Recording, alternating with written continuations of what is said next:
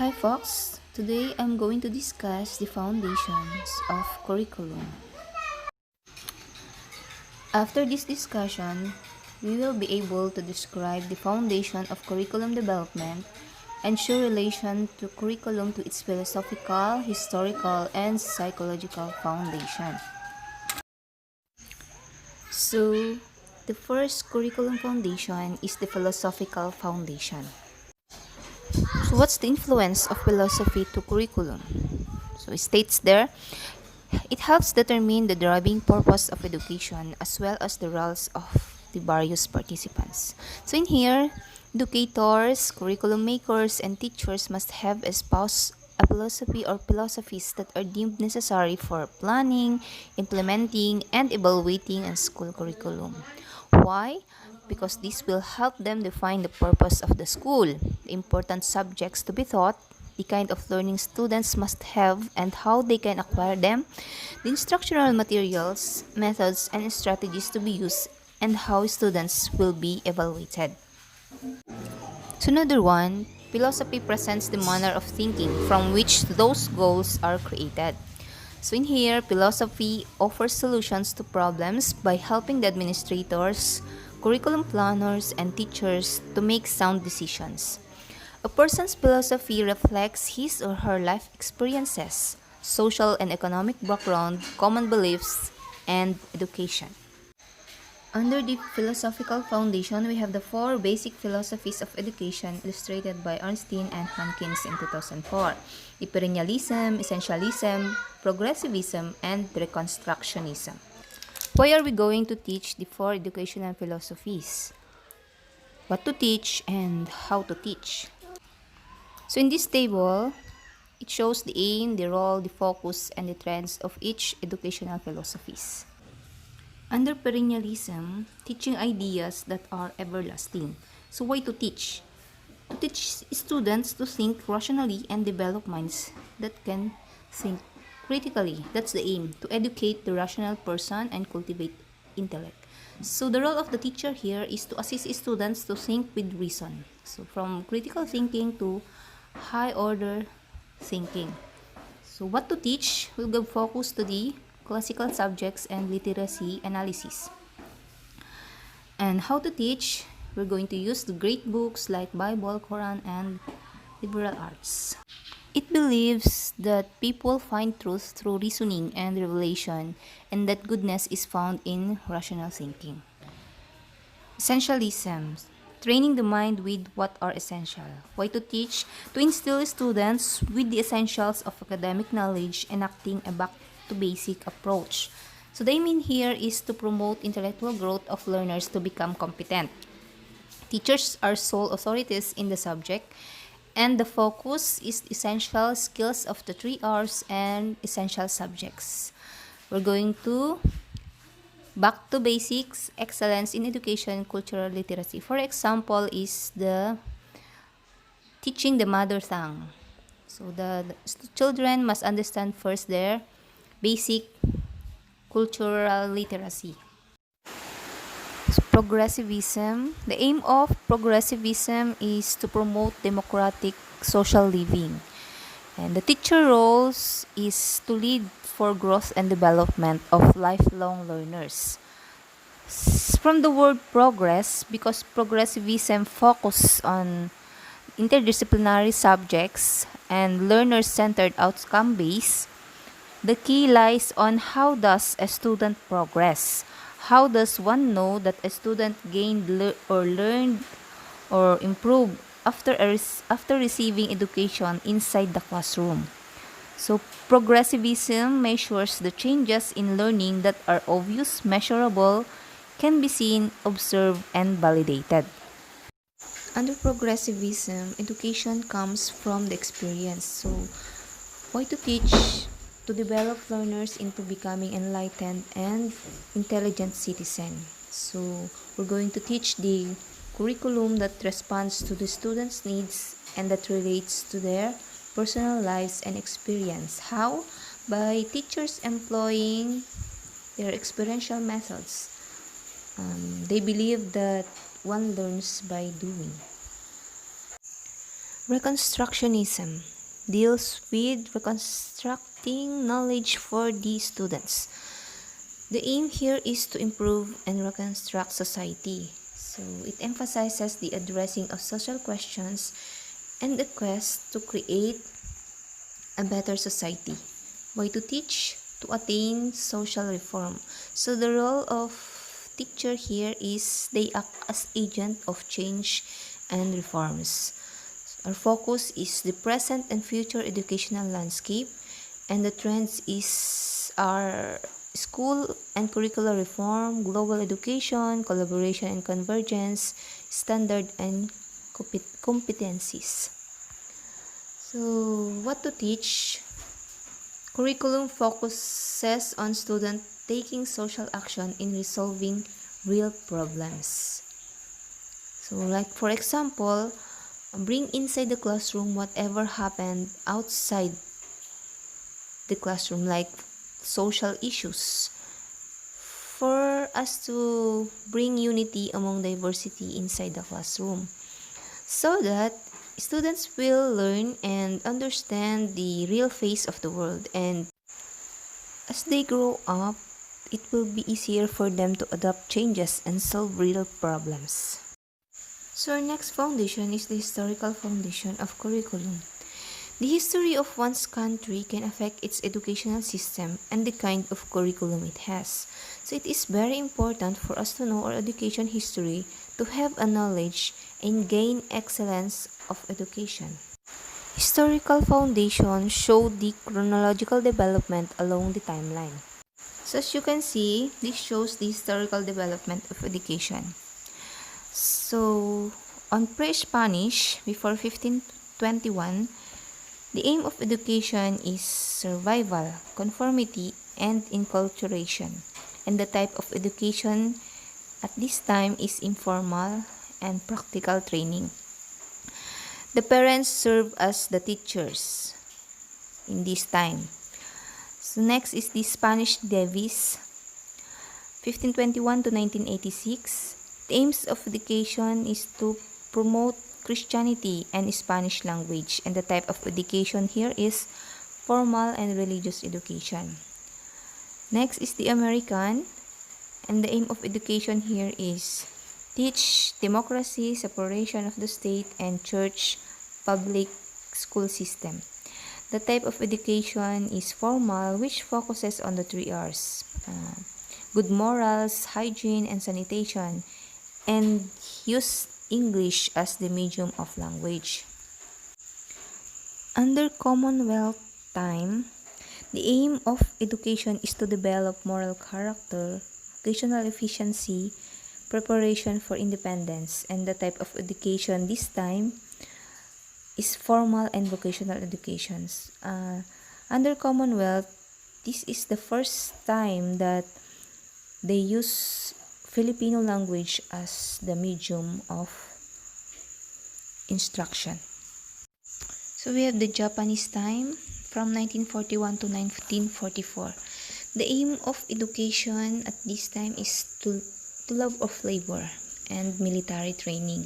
And the type of education were formal education and vocational training.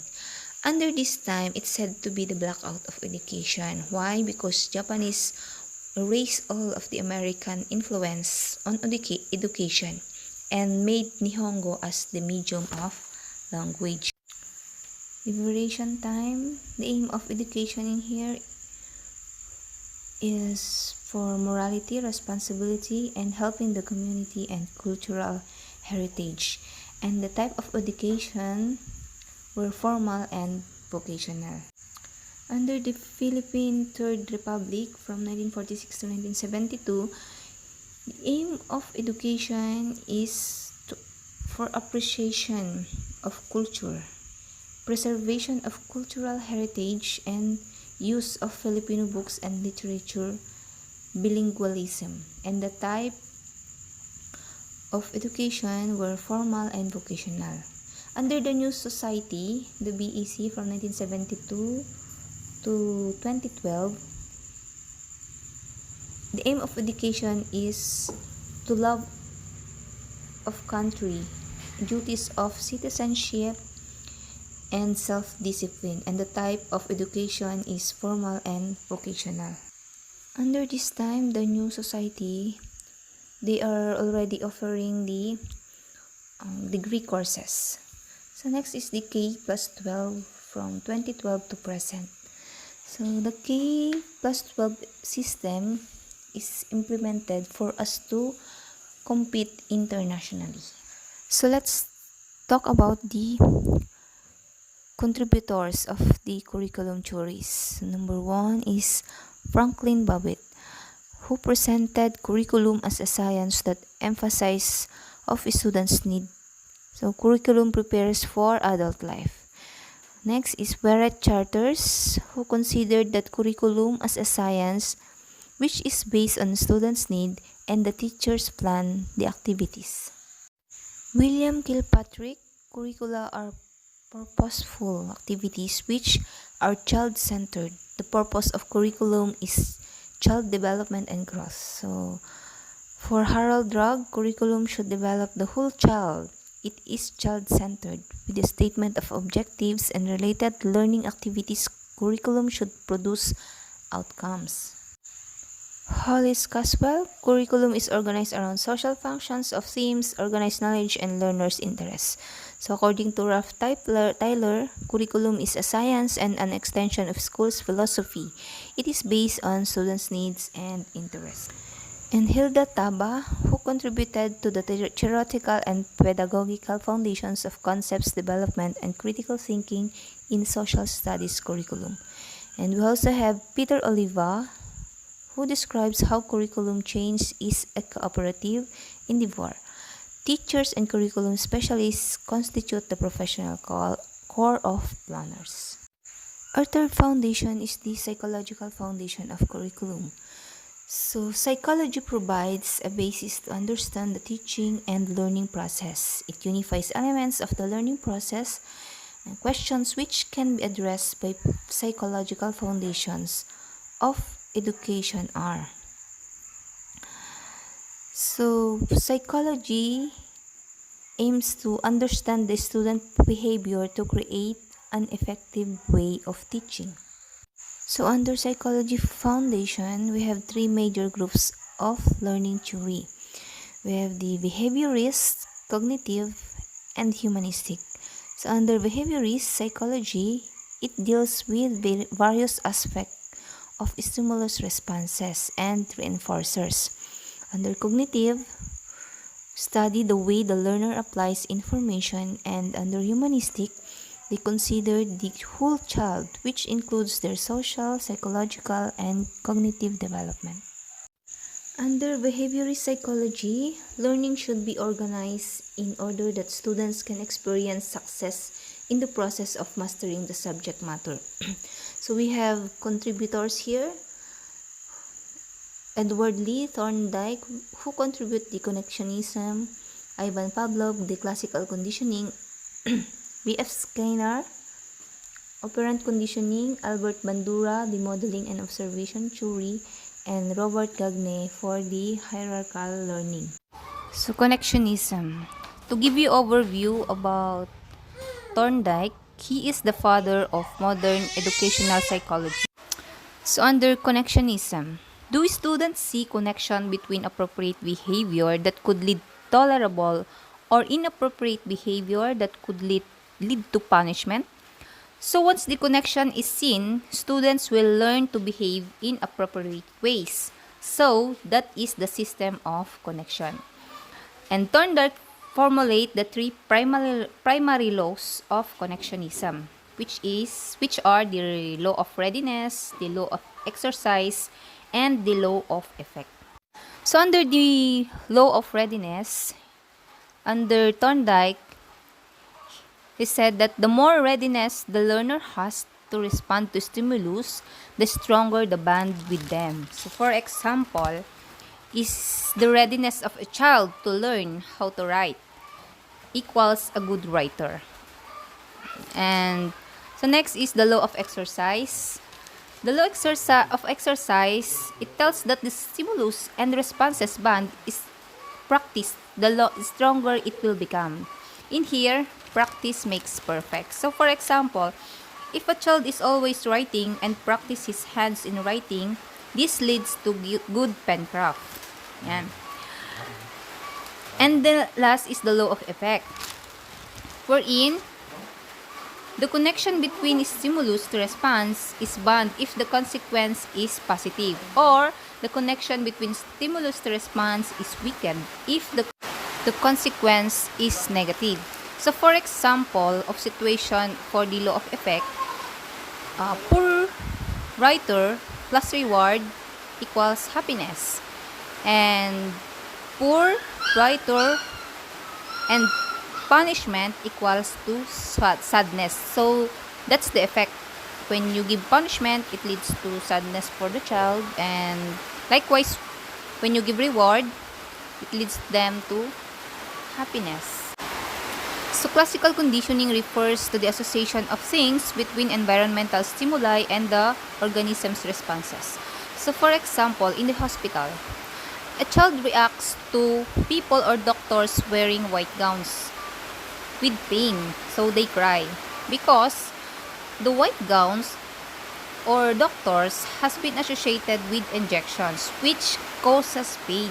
So every time they see a doctor or a person wearing white gowns or nurses, they already feel pain and cry, even they will not going to inject them. So it's already conditioned in the mind's child that doctor or people wearing white gowns are injections. Operant conditioning. So in operant conditioning, we have the four concepts, which are the positive and negative reinforcement and the positive and negative punishment. When we say positive, add something new. When we say negative, it takes something away. And reinforcement refers to the encouragement of behavior. And when we say punishment, to discourage behavior. It's either you're going to decrease or increase behavior by introducing something or taking something away. So for example, a child is rewarded with ice cream for earning an A. So that is a positive reinforcement. Or a child is spanked by earning an F, which is a negative reinforcement. Or a child doesn't have to do regular course for earning an A in the class. So that is the positive punishment. Or a child has video games taken away, like the ML. You're going to take away the cell phones if the child earns an F. So that's a negative punishment. In modeling and observation theory, Albert Bandura wanted to study whether we can learn from simply observing someone else do something which he defined as observational learning. So for example, children is more likely to respond if they saw someone doing it. Like example for kids always watching ML gaming with bad mouse. So these kids will lead to expose themselves in uttering bad words also. So the way they act is based on the way they observe. This shows the Gagnes hierarchy of learning. So in hierarchical theory, it states from how you behave, how you act, to how you think and do so in a particular way. The hierarchical of learning is from simple activities to complex, as you observe from signal learning to discrimination learning. That refers to the behavior and how they acquire, and the concept learning and the rule learning is the integration between the cognitive and behavior psychology. And the last one is the problem solving, wherein it is a completely cognitive that deals with thinking. Cognitive psychology includes the theories of Jean Piaget for cognitive development stage, Lev Vygotsky for classical conditioning, Howard Gardner for multiple intelligence, Felder Silberman, learning styles, and Daniel Goleman for emotional intelligence. So all of those theories refers to the study of mind and how we think. If one person were to major in cognitive psychology, that person would study attention span, the memory and reasoning, along with other actions of the brain and that are considered a complex mental process. So to give you example of cognitive psychology, uh, like for example, is making a judgment about something based on the information we receive. So based on your brain processes. Another one is learning is an example of cognition. So the way our brain makes connection as we learn the concepts in different ways to remember what we have learned. So that is cognitive psychology. So let's go to humanistic psychology. The humanistic theory of teaching and learning is an educational theory that believes in teaching the whole child. A humanist approach will have a strong focus on students' emotional well-being and eternally view children as innately good at the core. So humanistic psychology is a perspective that emphasizes looking at the whole individual and stresses concepts such as free will, self-efficacy, and self-actualization. So to give you example of humanistic perspective approach, one example is when a person feels like his or her life is bland and boring. A humanistic perspective would encourage the person to do some soul searching and determine what is missing. So what's missing? What's wrong? What's missing with him? Why that person feels boring? So it may be a hobby, a friendships, or a relationship though. So whatever it takes for that person to feel fully self-actualized is what should be sought as treatment. So that's the end of the discussion for the foundations of curriculum. So thank you for the time to hear my golden voice and finish this discussion. And also, hope you have learnings about what I have discussed. Thank you very much.